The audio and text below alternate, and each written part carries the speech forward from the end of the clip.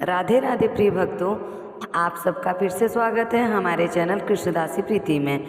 आप सभी को गणेश चतुर्थी की शुभकामनाएं। आइए सुनते हैं गणेश चतुर्थी पे गणेश जी महाराज जी की कथा। आज गणेश चतुर्थी के अवसर पर सुनते हैं भगवान गणेश की जन्म कथा।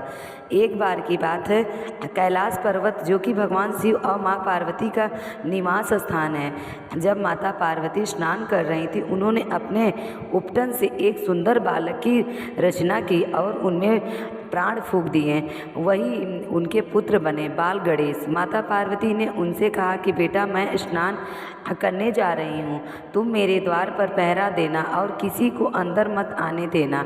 बालक अपनी माँ के प्रति अत्यंत निष्ठावान था।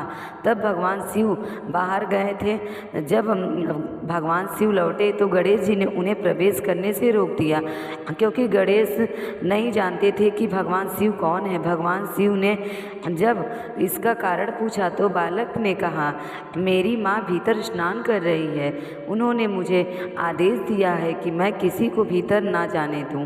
उस समय बालक को यह ज्ञात नहीं था कि शिवजी ही उनके पिता हैं।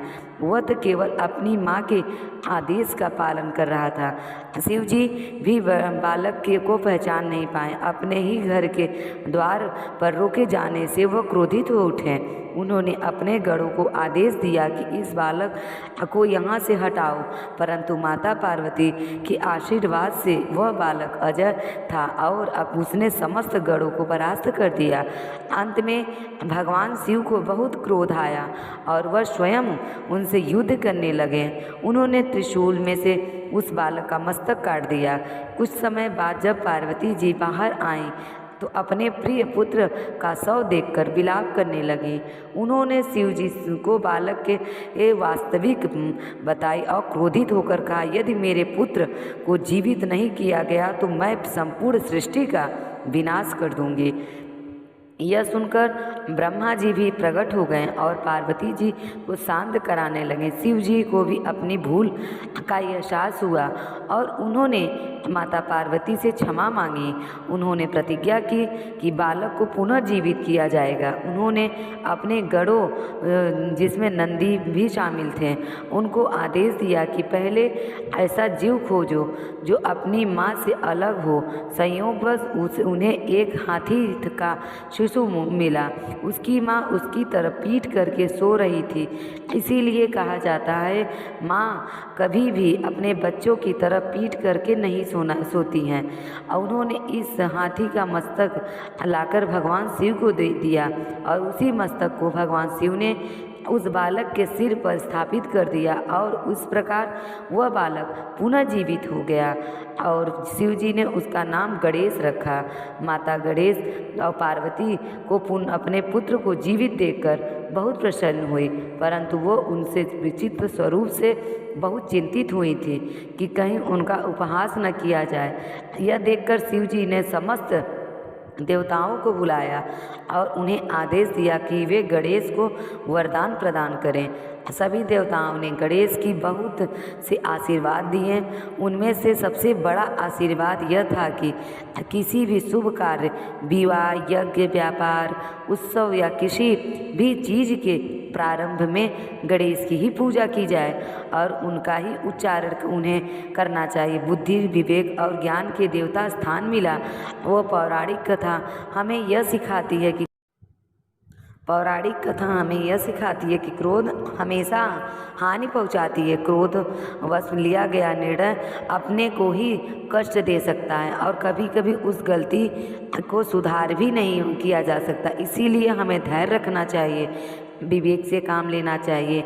आज सुने गणेश जी की कहानी। गणेश जी की कहानी तो अत्यंत ही प्रिय है सबको। आइए गणेश जी की दूसरी कहानी सुनाते हैं। एक बुढ़िया माई थी, प्रतिदिन मिट्टी के गणेश जी की पूजा करती थी। मिट्टी की प्रतिमा होने की वजह से वह रोज गल जाती थी, जिसकी वजह से बुढ़िया को गणेश जी की मूर्ति रोज बनानी पड़ती थी। उस समय उसने एक सेठ का मकान बनते देखा। तब वो मकान बनाने वाले मिस्त्री के पास जाकर बोली, मुझे पत्थर के गणेश जी की मूर्ति बना दो।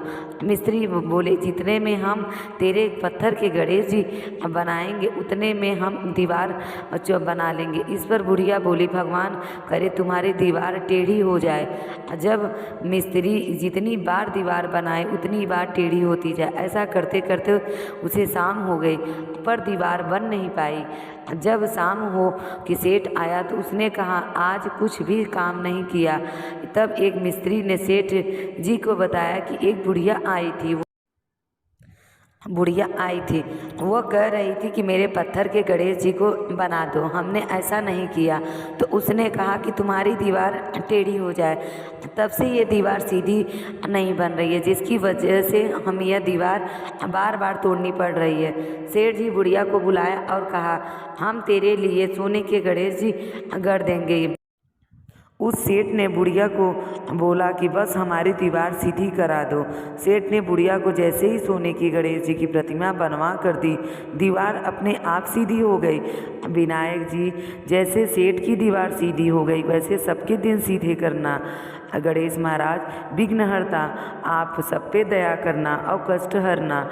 बुद्धि ज्ञान के दाता, आप हमेशा सबकी बुद्धि में, आप मन से सब में अंदर समाये रहना, ऐसा आप हमें आशीर्वाद देना। गौरी नंद गणेश महाराज की जय। ये कहानी आपको कैसी लगी?